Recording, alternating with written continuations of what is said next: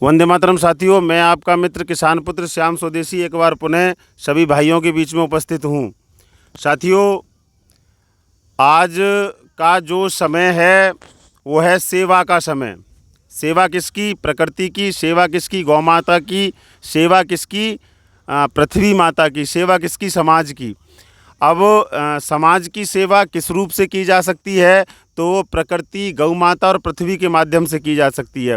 इसी बात को आगे बढ़ाने के लिए हम यहाँ उत्तर प्रदेश के हृदय ज़िला अलीगढ़ में आए और यहाँ पर आकर हमने देखा कि हमारे मित्र हैं हरेंद्र जी, जिनके हृदय में गौ माता निवास करती है। उनका सर्वस्व निछावर है गौ माता के लिए, प्रकृति माता के लिए, पृथ्वी माता के लिए। तो यहाँ पर अलीगढ़ के ही पास में एक जगह पड़ती है ताला नगरी, यहाँ पर इन्होंने ये प्राकृतिक खेती की है। तो हम उनसे जानकारी लेते हैं कि वो प्राकृतिक खेती किस विधि से कर रहे हैं। जी हरेंद्र भाई, आप जो प्राकृतिक खेती कर रहे हैं उसकी विधि क्या है, उसे थोड़ा बताने का प्रयास करें। वंदे मातरम भाई जी, सभी दर्शकों को मेरा नमस्कार। ये जो हम यहाँ प्राकृतिक कृषि कर रहे हैं वो कल्चर के माध्यम से कर रहे हैं।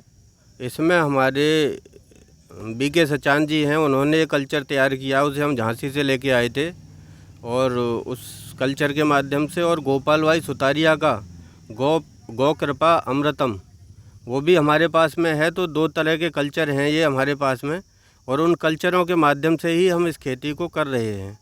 इसमें करीब हमारे पास यहाँ 25 बीघा के करीब ज़मीन है, और उसमें अभी अधिकतर जो खेती है हमारी दलहन की है, और उसी से हमने कोई एक पैसे का इसमें यूरिया, डीएपी या कोई भी किसी भी तरह का बाज़ार से लेके कोई फर्टिलाइज़र या पेस्टिसाइड वगैरह हमने कुछ भी इस्तेमाल नहीं किया है।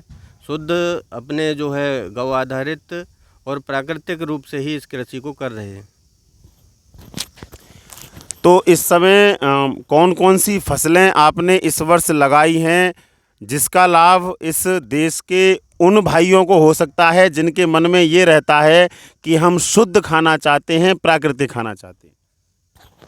अभी हमारे पास जो भी ये फसलें तैयार हैं उसमें मूंग की फसल है, रमास की फसल है, उर्द की फसल है, अरहर की फसल है। इसमें उर्द, मूंग और ये रमास तैयार हैं, बिल्कुल पके हुए हैं। और अभी अरहर है, अरहर लगी हुई है। अरहर हमारी जो है कुछ समय बाद तैयार होगी, जब उसका समय आएगा।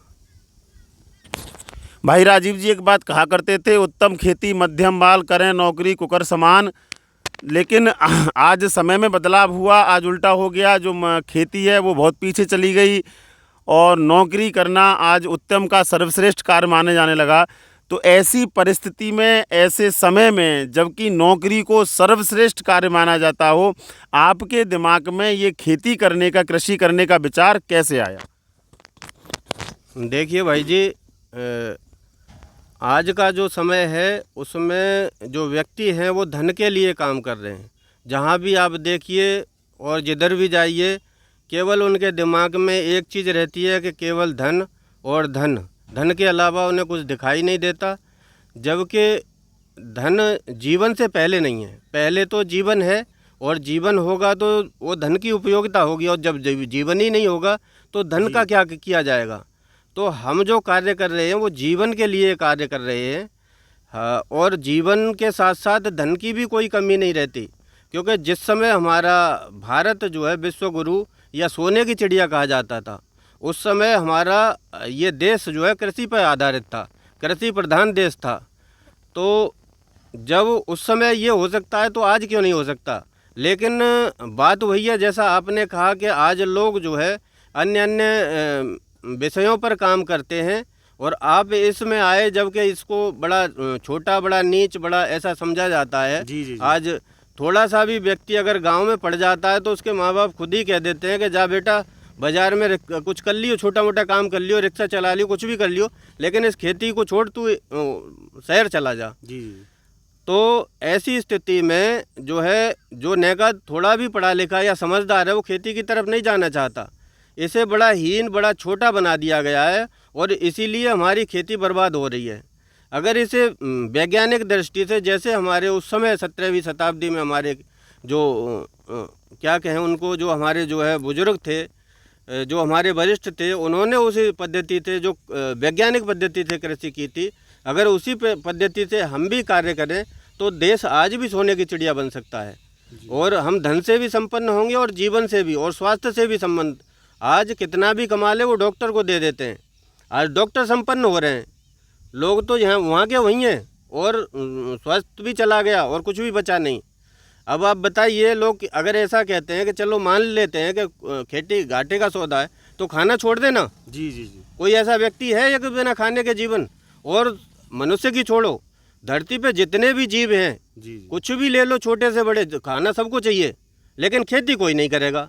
खेती बहुत खराब काम है, खेती खराब काम है तो खाना छोड़ दो ना। सही बात है बिल्कुल। तो इसी को मानते हुए हमने इस कार्य को जो है अपनी प्रकृति को, अपनी संस्कृति को, अपनी धरती माँ को बचाने के लिए और शुद्ध प्राकृतिक रूप से खेती करने का विचार किया है और उसे कर रहे हैं। हम पहले और तरह तरह से लोगों को समझाते थे, करते थे, लेकिन वो जब तक खुद नहीं करते तब तक समझ नहीं आता भाई जी। इसलिए हम खुद से इस काम में उतरे हैं पुनः। वैसे मैं किसान का ही बेटा हूँ, लेकिन जानता नहीं, 14 साल का था तो शहर में आ गया। उसके बाद में शहर में काम किए, बहुत काम किए, लेकिन आत्मा को वही जो है ब्लड है, किसान का जो ब्लड है वो दोबारा से कहीं ना कहीं वो कचोटा कि हमें जो है खुद खाना चाहिए शुद्ध भोजन और लोगों को खवाना चाहिए। इसी सोच के तहत हमने ये काम पुनः शुरू किया है।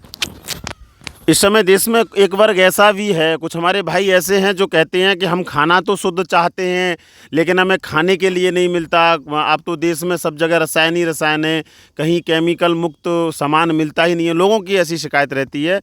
तो हमारे कुछ भाई ऐसे अवश्य रहे होंगे जिनका मन रहेगा, तो वो किस तरह से आपसे ये दालें हैं, अरहर है, मूंग है, मसूर है, या आपका ये रमाश है, या अन्य घी है, दूध है, या और भी अन्य अनेक चीज़ें जो हैं जो शुद्ध हैं, वो कैसे प्राप्त कर सकते हैं? कृपया अपना नंबर हमारे साथियों को दें। जी भाई जी, तो मेरा ये नंबर है 70 55 90 78 51। दोबारा से बोलता हूँ, 70 55 90 78 51, ये मेरा नंबर है। और जिस भाई को भी ये जो भी फसल, जो भी अनाज इस तरह का चाहिए, हमारे पास प्राकृतिक रूप से तैयार गेहूँ भी है और इसके अभी दलहन की फसल है, तो रमास, उर्द, मूंग ये हमारे पास तैयार है इस समय। और कुछ थोड़ी थोड़ी सब्जियां भी की हैं और हमारे पास थोड़ी मक्का भी है। और ये जो है, तो जो भी कुछ चाहिए वो मेरे इस नंबर पे कांटेक्ट करके मंगा सकते हैं, ऑर्डर कर सकते हैं, तो हम जहाँ भी जो भी होगा वो भेज देंगे। हमारे देश में कुछ साथी ऐसे भी रहे होंगे कि जिनका मन होता है कि हम भी कृषि करें, हम भी खेती करें, लेकिन हमको समझ नहीं आता है कैसे करें, रसायन मुक्त खेती कैसे करें, हमको समझ ही नहीं आता है, हम कहाँ से सीखें, कैसे पता करें। जब हम YouTube पर ये सारी चीज़ें सर्च करते हैं तो बड़ा भ्रम फैला रखा है। कोई कह रहा है कि 1 एकड़ से 1 करोड़ कमाओ, कोई कह रहा है कि 1 एकड़ से 10 करोड़ कमाओ, मतलब एक अजीब तरह की टेंडेंसी बना दी है। तो सत्य, बिल्कुल सत्य, जो बिल्कुल ज़मीन पर उतर रहा है, उसके बारे में यदि दर्शक सीखना चाहते हैं, साथी सीखना चाहते हैं, तो वे कैसे आपसे संपर्क करें, कृपया बताएं।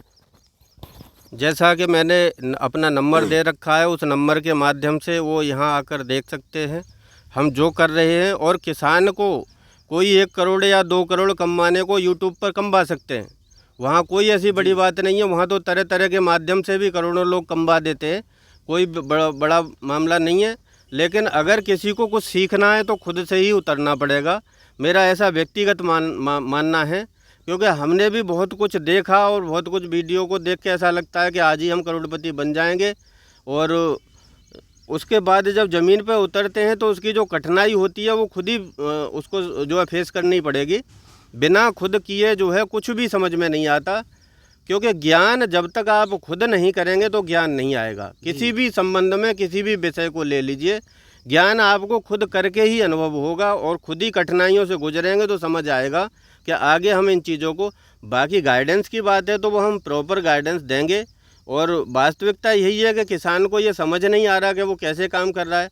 बाज़ार में जाता है, दुकानदार जैसा कह देता है, ये बीज ले जाओ, ये खाद ले जाओ, इसे पेस्टिसाइड ले जाओ, इसे खेत में लगा दो।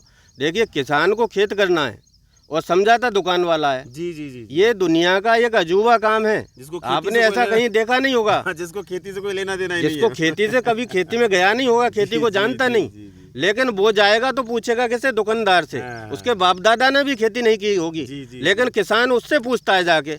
जब खुद खेती करता है, तुझे अनुभव नहीं है, तुझे पता नहीं है कुछ, जी जी और खेत वाला वो जैसा दे देगा वैसा वो जाके लगा देगा। उसे क्या है, वो इसलिए छोटी सी इतनी सी दुकान में से वो इतना बड़ा हो जाता है, और किसान जो है आत्महत्या करता है, करेगा ही।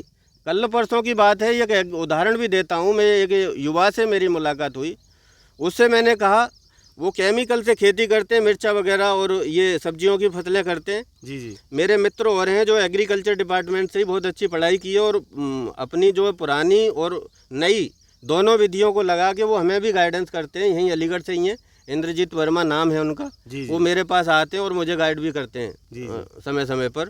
उनके यहीं एक युवा आया हुआ था, उनके कैमरे वगैरह ठीक कराने, तो उससे बात हुई। वो खेती का भी काम था उसका, अच्छा काम था, जी जी। अनुभव भी ठीक था। लेकिन उससे जब बात हुई कि कभी आपने लिख के कभी हिसाब लगाया कि खेती में जो है इतना ये सब लगा रहे हो तो बचता क्या है, जी, तो जी। उसका जवाब सुनिए, कितना अच्छा सवाल था। बोला, जिस दिन किसान ने जो है उसका हिसाब लगा दिया, वो हार्ट अटैक से मर जाएगा। जी जी, बिल्कुल बिल्कुल सही बात है। वो इस बातों को कह रहा था कि जिस दिन किसान ने हिसाब लगा लिया वो हार्ट अटैक से मर जाएगा। मर जाएगा। तो क्या भाई जी ये बताइए, क्या आंख बंद करने से क्या खतरा कम हो जाएगा? जी जी जी जी। अरे खतरा तो उसके सिर पे मंडरा रहा है। मरता रहेगा। आज अगर हार्ट अटैक से नहीं मरेगा तो फांसी लगा के मरेगा, मरना तो उसको है ही है। जी जी जी जी। क्यों हिसाब नहीं लगाना चाहिए उसको? बिल्कुल बिल्कुल। और जब युवा इस बात को कहेगा, किसान युवा, तो बाकी और लोगों को क्या समझेंगे हम लोग? जी जी जी। तो इसलिए हमने लागत उतनी बढ़ा ली कि हम कितना भी कमा लें, कितना भी उगा लें, इसमें उससे पूर्ति नहीं होने वाली। लागत जब कम करेंगे तब खेती का सही रिजल्ट निकल के आएगा। मेरा अपना मानना है, बाकी जैसा जिसका मानना है, अपनी अपनी सोच है। तो साथियों, कृषि के माध्यम से ही भारत विश्वगुरु था, भारत सोने की चिड़िया था। और कहीं ना कहीं जुमले पढ़े जाते हैं कि एक दिन भारत विश्वगुरु बनेगा और एक दिन भारत सोने का शेर बनेगा। ये दोनों जुमले हैं। कब तक? जब तक आप प्राकृतिक खेती नहीं करते, तब तक आप जो है गौ माता से नहीं जुड़ते, तब तक ये जुमले हैं।